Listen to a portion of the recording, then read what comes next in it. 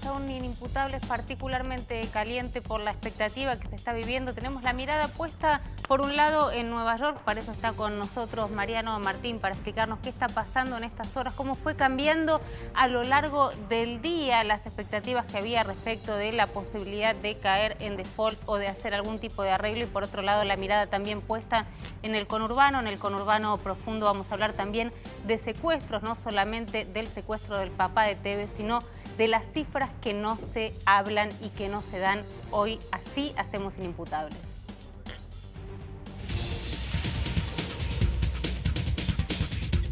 Esta noche en Inimputables, las salidas judiciales que tiene Argentina frente al default. En exclusiva, la crítica de los buitres desde el corazón de Estados Unidos. Además, detalles sobre el caso del secuestro del papá de Carlos Tevez. ¿Creció esta modalidad? Los números ocultos. Quédate ahí para conocer qué se comenta en los pasillos de tribunales.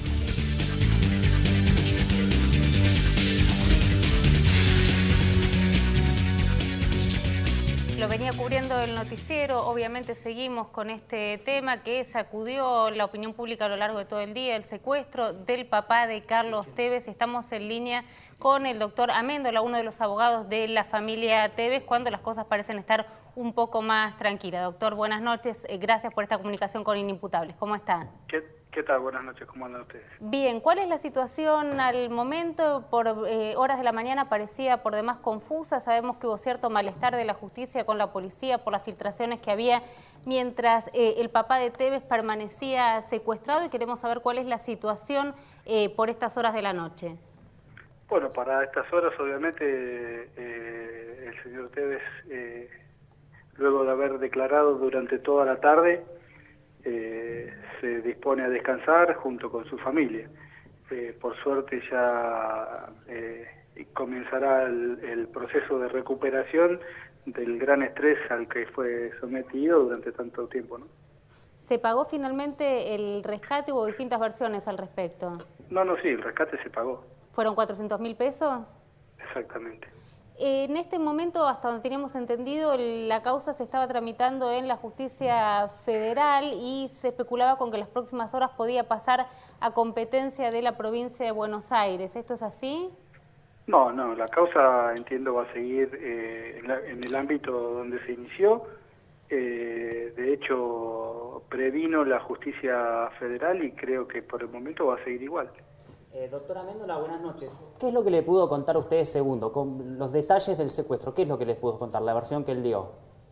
¿Cómo lo trataron? ¿Cómo fue el hecho? Mira, en líneas generales lo trataron bien. Obviamente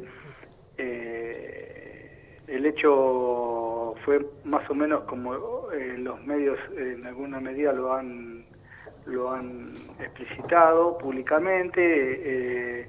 Él conducía su camioneta, fue un hecho de robo, le robaron la camioneta y a él lo bajaron y lo dejaron. Y evidentemente minutos más tarde, cuando pocos minutos por supuesto, ¿no? Cuando han revisado la documentación del vehículo y se advirtieron que se trataba de Tevez, lo volvieron a buscar. Y ahí es donde inicia, digamos, lo que es el secuestro extorsivo. Hasta donde sabíamos, estaba peritando el automóvil que había participado en este secuestro. ¿Hay más información de quienes pudieron haber participado? Se iban a producir allanamientos en horas de la noche, pero ¿sabes si ya hay gente identificada? Mire, son datos que obviamente yo no creo conveniente revelar para estas horas. Me parece que hay que dejar que en estas primeras horas posteriores al hecho la justicia investigue y fundamentalmente las autoridades policiales, tanto de la provincia como de las nacionales, que están abocadas al tema. Me parecería imprudente de nuestra parte, que lo que buscamos es que se esclarezca el hecho, revelar información que pudiera se pudiera ser contraproducente, ¿no? Amendola, sabe que tiene razón y quiero pedir disculpas, creo que también es imprudente por parte mía preguntarlo. Hoy estábamos discutiendo con los colegas por qué nunca se instrumentó finalmente un protocolo en el caso de secuestros para la cobertura periodística, porque muchas veces estas cuestiones de las que queremos saber o filtraciones que hay ponen en riesgo justamente cuando hay una persona que está secuestrada y que se está negociando nada más y nada menos que por su vida. Y obviamente adelantar cualquier tipo de allanamiento o persona en torno a esto puede entorpecer también la investigación, así que pido disculpas. Estoy totalmente de acuerdo y además hoy por la tarde veían, mientras el señor Tevez declaraba que lo hizo por varias horas y dando todas las explicaciones y detalles que podía, veían algunos canales de televisión, incluso que algunos medios fueron hasta el lugar donde se produjo el secuestro y sacaron en vivo a un testigo presencial de los hechos. O sea, eso la verdad me parece realmente contraproducente para la investigación. De hecho, pensar que una banda de secuestradores sabe quién es un testigo presencial y que los vio, ya hasta pone en riesgo la seguridad del testigo, ¿no? Amendola, Omar Lavieri aquí, buenas noches. A mí me pareció muy interesante esos minutos en los cuales lo dejaron en la calle a Segundo y volvieron. ¿Qué pasó ahí? ¿Pudo pedir ayuda? ¿Cómo fueron esos minutos? No. ¿Y dónde fue? A él lo dejaron a pocas cuadras de donde lo habían sustraído la camioneta, en el acceso oeste, y él en realidad, una vez que se alejan los vehículos, empieza a pensar a ver cuál va a ser su derrotero, cómo volver hacia su domicilio. Incluso me indica que comienza a pensar a ver cómo debía hacer el trámite para denunciar el robo de la camioneta, y inmediatamente los vehículos vuelven y es apresado. Me contaron que el tono de los llamados era bastante alto, que insultaban al interlocutor, creo que era una mujer con la que hablaban los secuestradores, y que básicamente insultaban porque se había hecho público el secuestro. Circuló una versión que decía que el propio Carlos Tevez lo habían llamado a Tevez. ¿Existió esa llamada o no? No. Doctor... No hubo. Carlos se comunicó con su padre luego de que este fue liberado. O sea, esa fue la comunicación que tuvo Carlos y motivo por el cual abortó el viaje a la Argentina. Amendola, el secretario de Seguridad, Berni, habló de que en todo el tiempo lo estaban monitoreando y el vehículo donde lo tenían cautivo estaba plenamente en circulación. ¿Esto fue así? ¿Estuvo plenamente en circulación o lo retuvieron en algún lugar?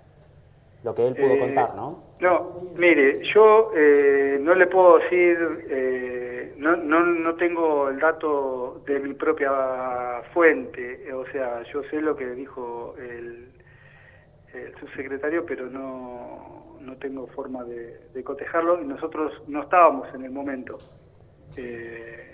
Nosotros fuimos convocados unos instantes más tarde, así que las primeras instancias, si estaba o no estaba monitoreado, la verdad, no lo desconozco. Calculo que una vez que los datos sean volcados en el expediente judicial, ahí vamos a tener ese tipo de información. Amendola, muchísimas gracias, abogado de la familia Tevez. Tuvo un día por demás agitado, hace un ratito nada más lo estaban viendo en el noticiero de CN23. Muchísimas gracias por la comunicación. No, por favor, gracias a ustedes. Y a partir de este caso que tuvo tanta notoriedad, obviamente, por el carácter tan público que tiene Carlos Tevez, empezamos a trabajar desde muy temprano para ver si este era un hecho aislado o si se estaba dando una modalidad que los medios no le estábamos prestando atención. Con lo que nos encontramos, la verdad es que nos llamó muchísimo la atención, por lo menos en el Fuero Federal, la Fiscalía que está de turno dice que hay 3 veces más denuncias de este tipo de secuestros, que en realidad tienen que ver con bandas muy sanguinarias de robo de automotores que vienen del conurbano a la capital, cuya intención y objetivo es obviamente el robo de automotores, pero para eso hacen una privación ilegítima de la libertad. Por eso son bandas desorganizadas, que estamos hablando de una diferencia abismal respecto de los 90, cuya intención era cobrar un rescate, sino que lo hacen al voleo y en el momento ven qué es lo que pueden cobrar, pero que se triplicó respecto del año pasado en un mes y medio de feria. Y vos tenías información de lo que estaba pasando en Morón. Sí, Romina, es una zona, por lo que pudimos averiguar, es una zona muy crítica. Estamos hablando de lo que es el corredor del oeste.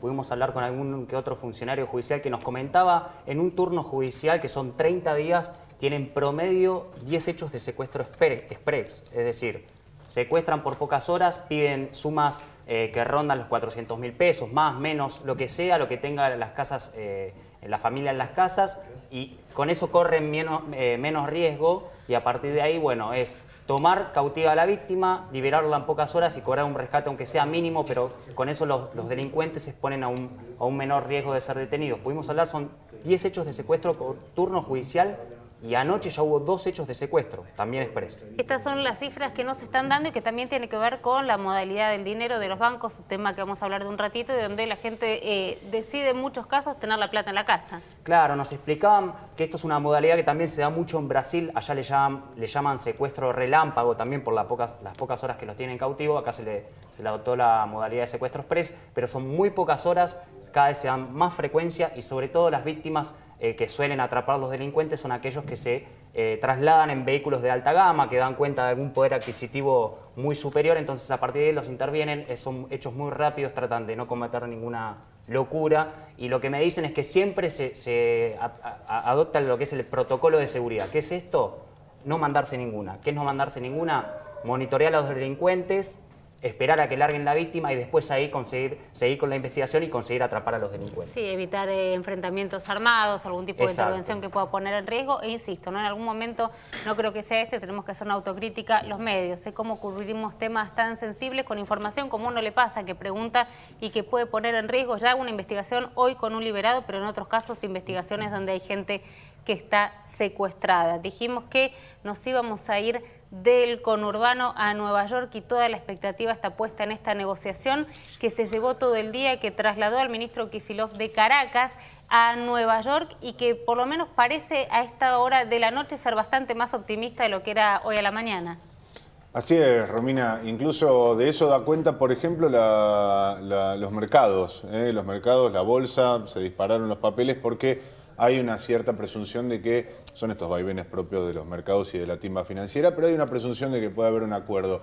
Lo más nuevo que tengo para decirte, acaba de confirmarse que en minutos va a estar hablando el ministro de Economía, que está, como bien decías vos, se trasladó desde Caracas hasta Nueva York para mantener un encuentro con el mediador que designó el juez Tomás Griesa para acercar posiciones, por un lado, entre los fondos buitre, entre los representantes de estos fondos especulativos que adquirieron a precio de ganga los bonos argentinos y no entraron, por supuesto, en ninguno de los 2 canjes de deuda que realizó la Argentina en 2005 y 2010, y los representantes del gobierno de la Nación. En este caso, con por segunda vez la presencia de Axel Kicillof en Nueva York desde que arrancó esta negociación. Cuando recién fue designado el mediador Daniel Pollack, allí estaba el ministro de Economía como para hacer una suerte de apertura, y ahora sobre el final, en esto que podemos decir in extremis, estamos a horas nada más de que la Argentina finalmente entre en una instancia donde técnica o formalmente, como prefiramos decirle, estaremos en cesación de pagos, en default, o no, o finalmente pueda ser zanjada esta situación. Esto, para zanjar este tema, se va a requerir de algún tipo de acuerdo, porque recordemos, la cesación de pagos implica que no cobran los bonistas, o que se complica el cobro para los bonistas que entraron en los canjes, pero los que tampoco van a cobrar necesariamente son los bonistas que están aspirando a sacarle toda la plata a la Argentina, que son los fondos buitres. Hay que ver, obviamente, qué participación tienen en esto los seguros contra default y otras herramientas financieras que pudieran haber adquirido estos bonistas o fondos especulativos que son, por cierto, muy sofisticados a la hora de operar con los bonos, en este caso, de la deuda de la Argentina. ¿Cuál es la novedad, además de que va a hablar en minutos el ministro Kicillof? Hoy lo novedoso, hoy el aporte sorpresivo, si se quiere, fue por parte de un grupo de bancos nacionales nucleados en ADEBA, que es la Cámara de Bancos Privados de Capitales Nacionales. ¿Quién es la cabeza visible, la persona más reconocida de este grupo de bancos? Jorge Brito, por supuesto, del Macro. La iniciativa que han tenido estos bancos, que también hay que decirlo, han ganado fortunas incalculables en estos últimos 10 años, como prácticamente ningún otro sector de la economía en la Argentina. Todos los demás sectores tuvieron mejores momentos que otros. Los bancos siempre anduvieron impecables en la Argentina y parece que hoy quieren darle una mano al gobierno. Quieren ofrecerse ante los fondos buitres a comprarles a estos bonistas especulativos la totalidad de los papeles que tienen de deuda de la Argentina. Entonces, ¿cuál es la idea? Como para sintetizarlo, le compran estos bancos los papeles a los fondos buitre y después van y negocian con el gobierno la forma de hacerse nuevamente de esta plata. De esta forma, los fondos buitres obtienen el dinero que habían querido originalmente sin que se active lo que se conoce como cláusula Rufo. ¿Cuál es la cláusula Rufo? La madre de todos los miedos, la madre de todos los temores, lo que Labaña designó como un tsunami frente al tifón que podría representar la cesación de pagos o el default. La cláusula Rufo es aquella por la cual, si nosotros atendemos el fallo de Griesa y le pagamos la totalidad a los fondos buitre, todos los demás bonistas, el 92,4% de los que ya están reestructurados, de los que entraron en los canjes de 2005 y 2010, podrían reclamar por la totalidad de aquellos bonos originales que habían tenido contra la Argentina. Está con nosotros Mario Cafiero, está Carlos Negri, abogado. Ya en Estados Unidos dijeron pagar, ellos fueron a la justicia argentina para decir no paguemos. Bueno, en un ratito vamos a estar con ellos dos hablando porque la presentación fue sorpresiva y también buscó una salida sobre la cual se viene insistiendo. Por ahora no les habilitaron feria para esto, pero nos van a contar, y eran bastante escépticos respecto de cuánto justamente o a cuánto tenían que comprarle los bancos la deuda a los buitres. Hablábamos que en Inimputables íbamos a tener algo distinto, algo que hasta ahora no se escuchó, que era la crítica desde el propio corazón financiero a los fondos buitres. Una crítica sumamente dura que llamó la atención. Creo que, no sé si ustedes comparten, a lo largo de la semana se fue como torciendo la opinión pública norteamericana, que en principio había sido bastante escéptica o no había tomado muy de cerca el caso argentino. Después estuvo más cerca de la decisión de Griesa y de la Corte Suprema de Nueva York, y finalmente terminaron, parece, acompañando al argentino, criticando de manera muy fuerte a Griesa. Por lo menos eso se vio en las últimas semanas. No sé si notaste algo parecido. Sí, Romina, me parece que lo que se termina entendiendo en este caso es que el escenario frente al cual nos pone el juez Griesa, y en última instancia la Corte Suprema de Estados Unidos, hay que decirlo, no es una decisión aislada de Griesa, porque la Corte, al no haber tomado el caso argentino, implícitamente está avalando lo mismo que sucede acá en cualquier caso que la Corte Suprema de Justicia decide no tratar, es un aval implícito a los tribunales inferiores que se habían pronunciado y que tenían fallos en firme. En este caso es lo mismo, la Corte, tenemos que decir que avaló las decisiones de Griesa. Pero ¿qué pasa?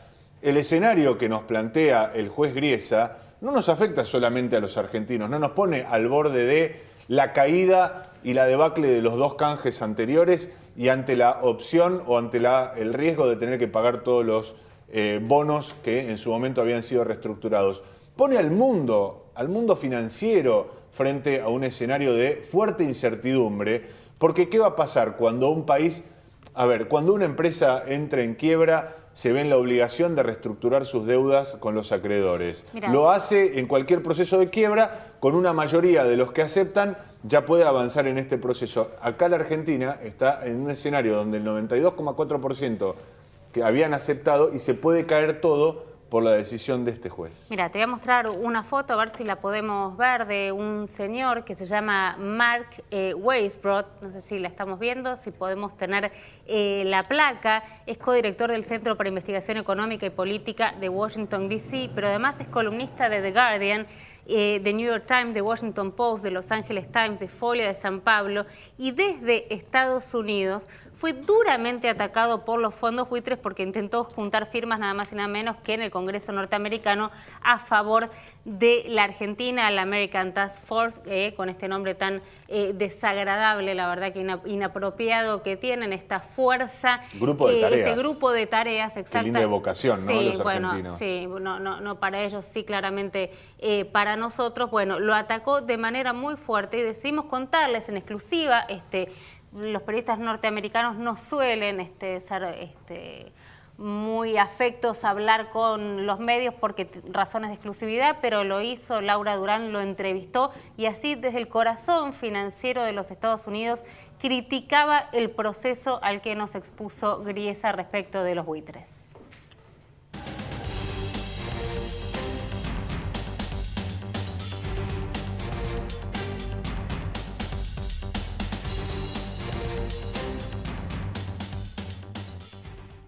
Oh yeah, it's definitely been in the press. I don't know if you saw, there was a nice article in the New York Times by Floyd Norris at the end of last week, just really kind of devastating, showing that Judge Griesa didn't really know what he was doing, and didn't really know who the bondholders were, what the consequences would be, hadn't really thought about many of the most important details in the case. It's very clear that he didn't consider this case very carefully.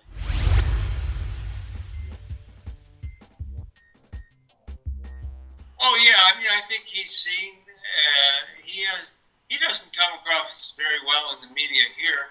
He's seen as pretty right-wing, as a vulture fund or a vulture hedge fund manager who's trying to profit at the expense of not only other countries, but the international financial system as a whole. So I think that the press here, especially most recently, has generally been sympathetic to Argentina's claims, which is actually unusual. I mean, in the sense that most of the coverage of Argentina here, as you probably know, is not very good. Not any worse than the other South American governments, including Brazil, has got a terrible press for the last 6 months or a year.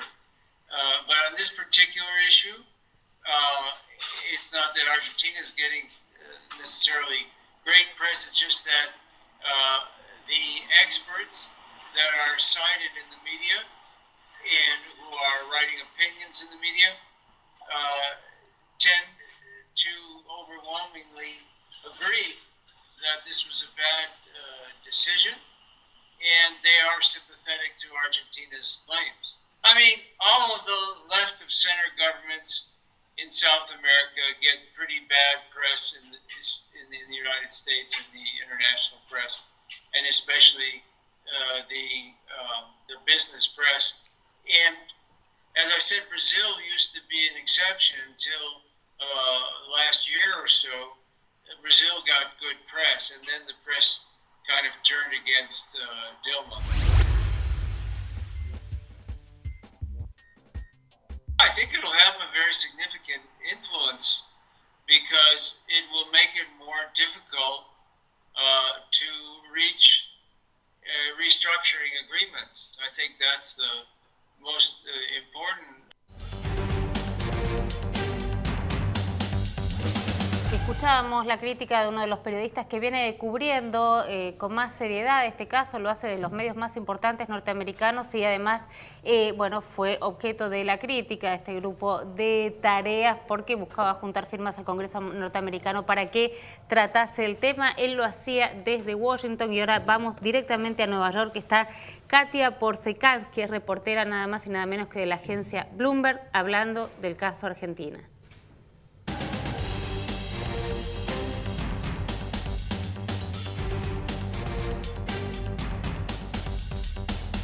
El gobierno tiene una reunión hoy con el Special Master acá en Nueva York, así que nunca puedo decir nunca, pero como han dicho en el pasado, ya piensan que no sería un default porque ya pusieron la plata en el banco, así que esto no constituye un default.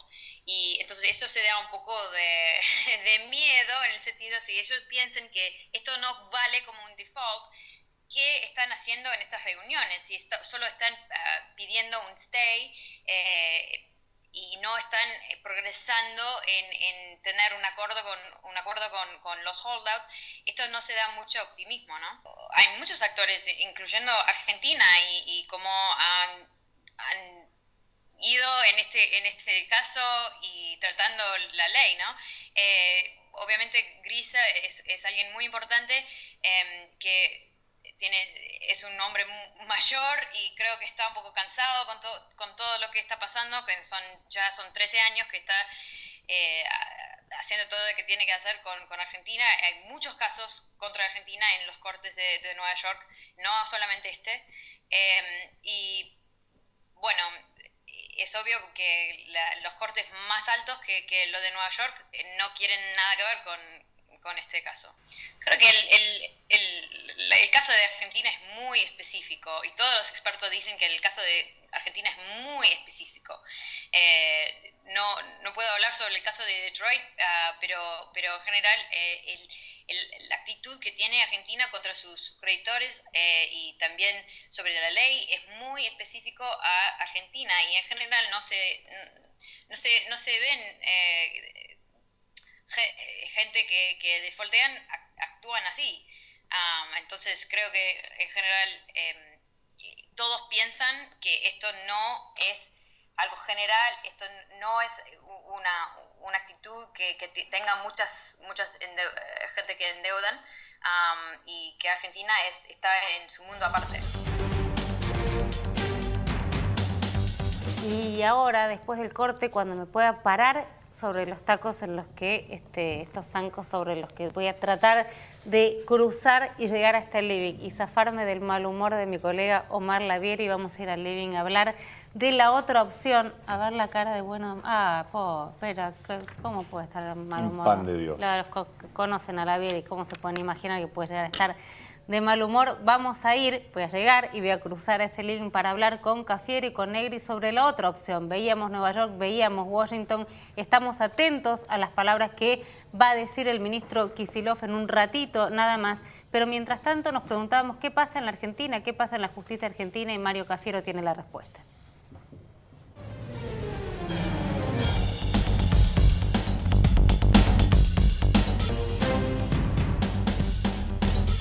Toda la semana las miradas estaban puestas en Estados Unidos, en Nueva York, los últimos meses, los vaivenes, el derrotero de Griesa hasta la Corte Suprema norteamericana. Es difícil verlo a Griesa, ¿no?, como un actor autónomo que no tiene absolutamente nada que ver con el sistema judicial norteamericano, y todos veníamos siguiendo lo que pasaba allá. Sin embargo, hubo quienes se preguntaron por la justicia argentina.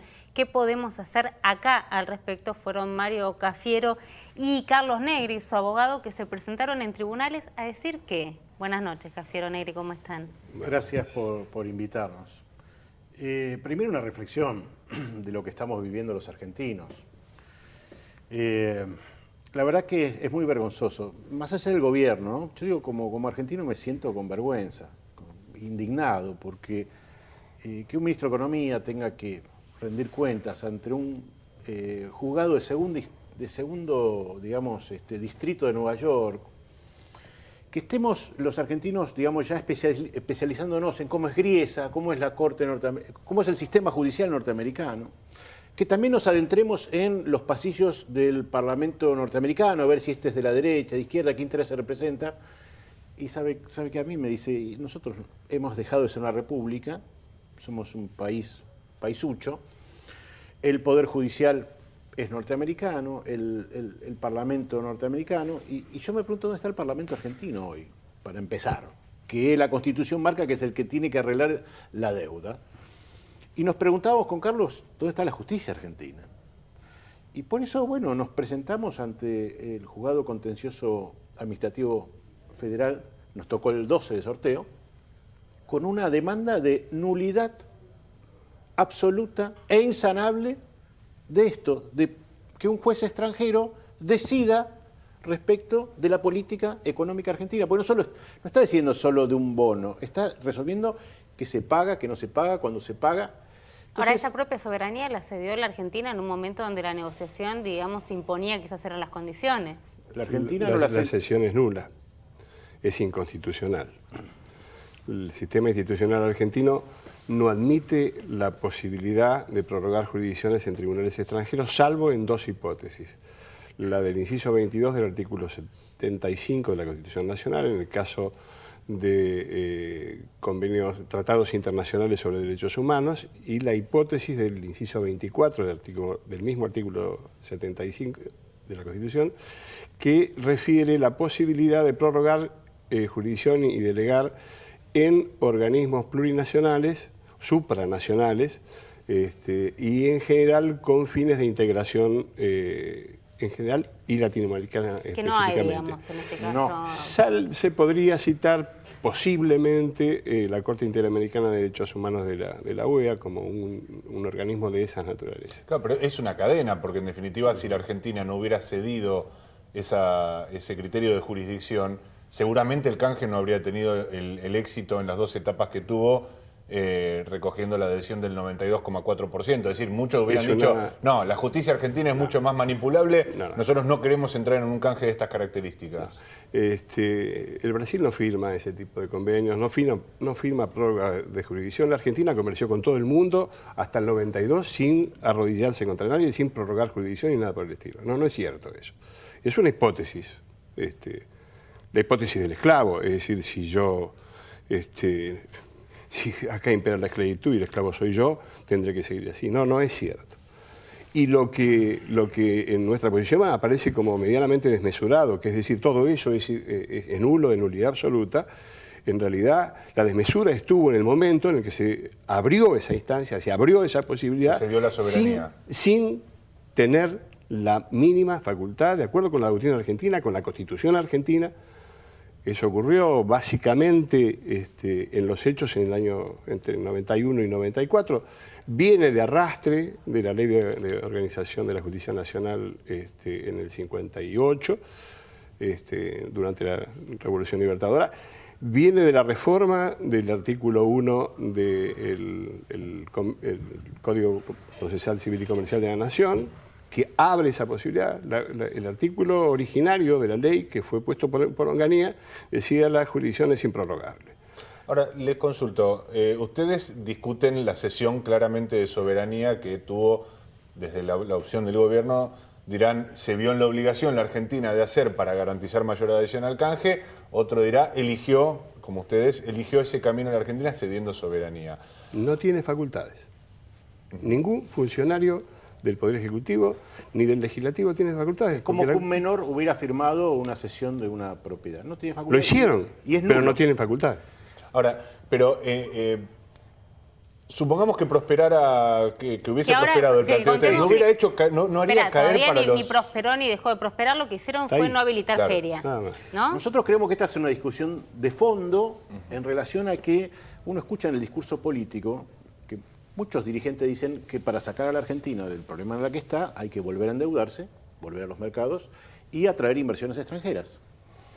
Y la pregunta que nosotros nos hacemos es en qué condiciones quieren hacer eso. En las mismas condiciones que hicieron en la década del 90, que hoy estamos viendo, hoy apareció el diablo.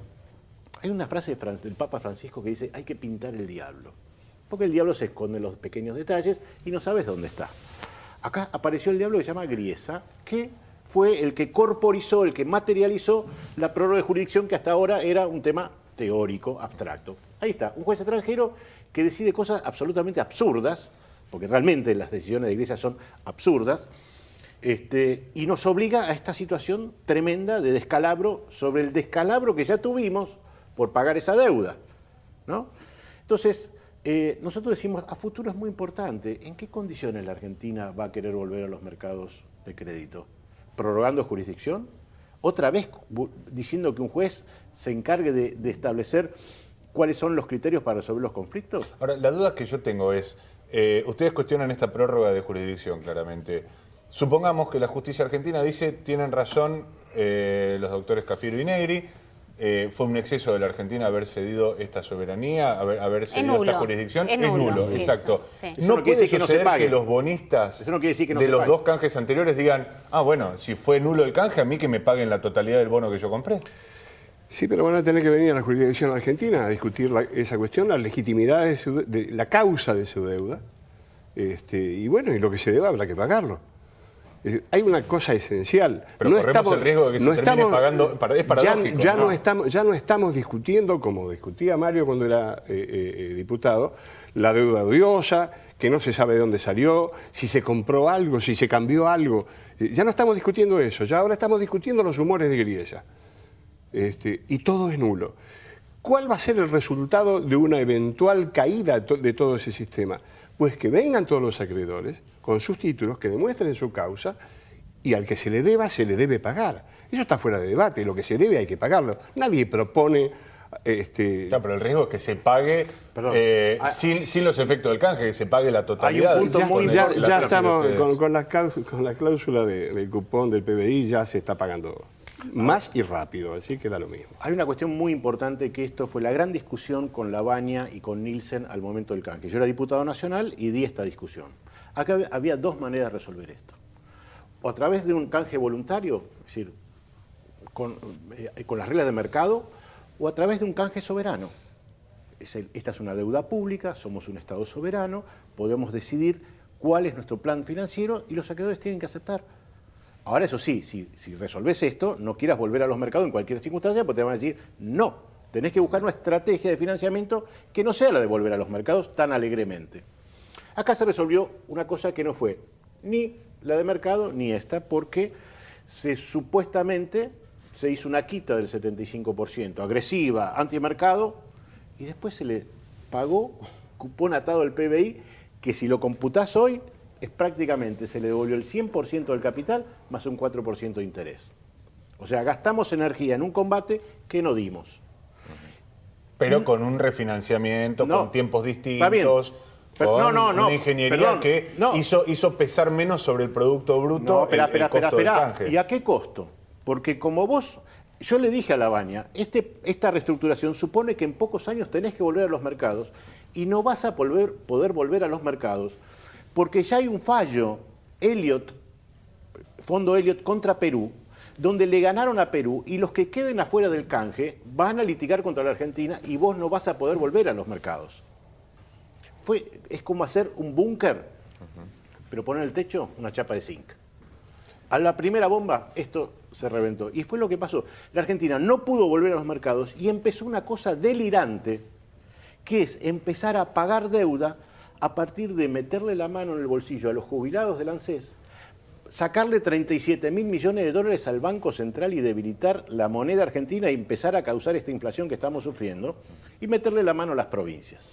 O sea, cuando dicen el default ya lo tuvimos y ya pagamos el precio de eso. Ahora hay que ver cómo salimos de esto. Para no quedarnos en tecnicismos y menos en el terreno de la economía, que tampoco se trata centralmente de esto el programa, volviendo un poco a la cuestión jurídica. Hace unos minutos el doctor Negri hablaba del concepto de deuda odiosa, que es un concepto que en algún momento se quiso incluir. Exacto. Sí. ¿Podemos desarrollar mínimamente de qué se trata y por qué nunca la Argentina esgrimió ese argumento? Lo dejamos para otro día y le explico por qué. Porque el tema hoy... Mira cómo te maneja los tiempos. Si quería saber, bueno... Mira cómo te maneja el programa. No quiere este programa, lee mis discursos en el Parlamento. Se nos escapa deuda odiosa y tenés todo. Es probable que dentro de 15 minutos el ministro de Economía traiga alguna especie de discurso que parezca una solución. Griesa va a seguir siendo incompetente, el CIADI va a seguir siendo incompetente. Es decir, todo eso está mal y hay que reverlo. Y si toda la lucha fue para terminar pagando lo que no se debe, pues hombre, no se dio para nada. Pero a ver, estamos nosotros acá diciendo que es incompetente, que se excedió, digamos, en su competencia, que además es nulo, nulidad absoluta por el tema de la soberanía. Sin embargo, estamos todos pendientes del fallo de Griesa y de la decisión que Griesa vaya a tomar, cómo y cuándo se paga. Ahora apareció el desastre en el rostro de Griesa. Antes no lo veíamos.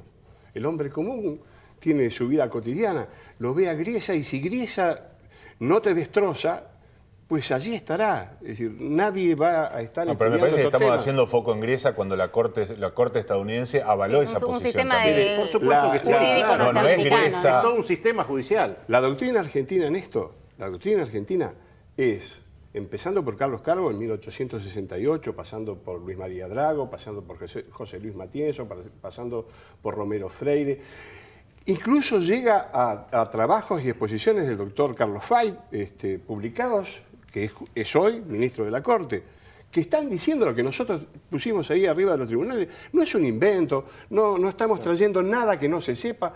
Usted puede agarrar, qué sé yo, página 12, Horacio Verbitsky, Zayat, están diciendo lo mismo que estamos diciendo nosotros, no inventamos nada. Nosotros hicimos este papelito y se lo pusimos allí a la justicia contenciosamente resuelva. La jueza de feria no entendió que había urgencia. No. Bueno, no entendió. Aparte, tampoco es algo que decimos ahora. En el año 2004, yo siendo diputado, presenté un proyecto de ley declarando la nulidad absoluta e insanable. ¿Qué quiere decir insanable? Que a veces el Ejecutivo puede hacer algo que no esté del todo de acuerdo a la ley. Con una ley, con un decreto, se corrige y se subsana el problema. Acá es insanable porque viola tan flagrantemente la Constitución que no se puede subsanar esto. Porque aparte no se podría subsanar nunca que transfiriéramos a un juez extranjero las decisiones de la Argentina. Vos preguntaste la deuda odiosa. Mira, la primera deuda odiosa al mundo, ¿sabes cuál fue? La de Inglaterra, que le impuso a los Estados Unidos el impuesto al té. Y eso fue una deuda odiosa porque los norteamericanos dijeron, ¿por qué vamos a pagar un impuesto si nosotros nos votamos a los parlamentarios ingleses? Y ahí empezó la Revolución Norteamericana. La americana, 1776 y todo lo que vino después. No puede haber, poder a quien vos no elegís. Nosotros no elegimos al Parlamento norteamericano que está discutiendo esto, ni a la justicia norteamericana. Pero elegimos jurisdicción para cerrar un No, negocio. hubo funcionarios que, incluso funcionarios que truchando una ley, mirá la palabra que estoy usando, truchando una ley, es realmente increíble cómo en el año 93 Cavallo tachó de la ley complementaria de presupuesto una parte que condicionaba la prórroga de jurisdicción. Decía, hay prórroga ante organismos internacionales, bla, bla, bla. Tachó todo eso para que pudiera el Ejecutivo prorrogar la jurisdicción en la emisión de bonos. De esa truchada de la ley... Con particulares. Con particulares. Cuando dice tacho, digo, para los que nos Tacho. están viendo, es literal, digamos. Es literal, agarró, sí. viste que acá dice... Cambió una ley Sí. y la transformó con un texto Requerimientos, ordenado. mira, acá Para dice los que no- requerimientos de elevación a juicio. Sí. No, quedó requerimientos. Sí. Entonces todo el resto desapareció de la Ahora, ley. corríjame Perdóname, si- eso es y una de picardía. ese artículo que modificaron, después como una máquina de hacer chorizo, se emitieron más de 60 decretos y 260 resoluciones de emisión de deuda que todos se referían a ese artículo que se había truchado. Así se prorrogó la jurisdicción argentina. Pregúntele a cualquier diputado o senador que venga acá, dígame, senador o diputado, ¿usted cuándo prorrogó la jurisdicción? Ahora, les pregunto No algo. podría. No podría explicar. Corríjanme si no es así. Ustedes están planteando la nulidad absoluta del proceso de los canjes y demás por el tema de la De la jurisdicción. prórroga. De la prórroga. Esto es una cuestión que tiene un efecto inmediato administrativo y de la negociación de la deuda. En el caso de que la justicia tome ese criterio, evidentemente estarían tendría... en la no. situación de que Estados Unidos dice paguen y la justicia argentina dice no paguen. Pero voy un paso más allá. Evidentemente, si la justicia les hace caso, ¿no habría una responsabilidad penal de los funcionarios que Obvio. incurrieron en esa...? Probablemente sí, pero Probablemente. ese tampoco es el tema de hoy. Tampoco. Si no nos vamos Me está por las manejando ramas. toda. Yo me levanto. No, de está muy bien. responsabilidad Un gran penal. conductor el doctor Y Negri. Y si no nos vamos por las ramas. Si hablemos de responsabilidad penal, yo fui querellante en la causa del megacanje, donde por primera vez en la Argentina pusimos en un banquillo de acusados a un ministro de Economía por un negociado de la deuda. Llevamos 11 años de juicio y llegamos al juicio oral. Y lamentablemente, Cavallo, que aumentó la deuda en un fin de semana en 55.000 millones de dólares, y esto lo dijo la presidenta hace unos días, y yo decía, qué lástima, que la presidenta, sabiendo que el megacanje es un delito, lo pagó. Porque no tendría que haberlo pagado. Lo que es deuda hay que pagarlo. Nadie en su sano juicio puede pretender contraer una deuda y no pagarla. Pero lo que es estafa, lo que es delito, lo que es fraude, lo que es negociación incompatible, tiene que ser revisado y apartado. Cafiero, Negri, vamos a seguir muy de cerca este tema y además vamos a esperar a ver qué es lo que pasa una vez que termina la feria judicial. ando mal con el tema del almanaque, viernes, ¿no? Sí, Último claro, día el lunes que viene empieza. El lunes Empieza la actividad judicial, de ¿no? vuelta a la actividad judicial. Bueno, hay que ver qué es lo que dice la jueza, qué es lo que pasa y si efectivamente se deciden a tratar este tema y también qué es lo que pasa si una vez que se resuelve lo de Griesa, esto a futuro, digamos, tiene algún tipo de efecto. Tampoco lo vamos a profundizar ahora, pero cabe la posibilidad que se resuelva por la vía de la negociación allá en Estados Unidos y que se vuelva a complicar si la justicia argentina toma el caso y sigue el criterio de los doctores. No se complicaría, porque nosotros no le estamos diciendo, es decir, nosotros le estamos diciendo no cumpla con los fallos de los tribunales extranjeros. Si el Estado acordó pagarle a los que reprogramaron, le va a pagar. Les agradecemos muchísimo a los dos por haber venido, vamos a seguirlo muy de cerca. Obviamente estamos a la expectativa de lo que está pasando en este momento en Nueva York, de las palabras del ministro Kicillof, si efectivamente las da en el día de hoy. No queremos olvidarnos tampoco de un caso que seguimos muy de cerca, que tiene que ver con Julián, este adolescente atropellado y asesinado en Colegiales, falleció después de 5 días de agonía. Va a haber muchas novedades vinculadas a la Cancillería Argentina y a la posible participación de un auto diplomático. Nos quedamos recontra cortos. Hoy el tema claramente se lo ha llevado el secuestro del papá de Carlos Tevez y la expectativa generada respecto a Tomás Griesa y la decisión que pueda tomar en las próximas horas. Hicimos Sin Imputables, como solemos decirles, solo nos queda mejorar. Muchísimas gracias por estar ahí del otro lado. Nos encontramos el martes, suponemos ya con una decisión al respecto. Gracias.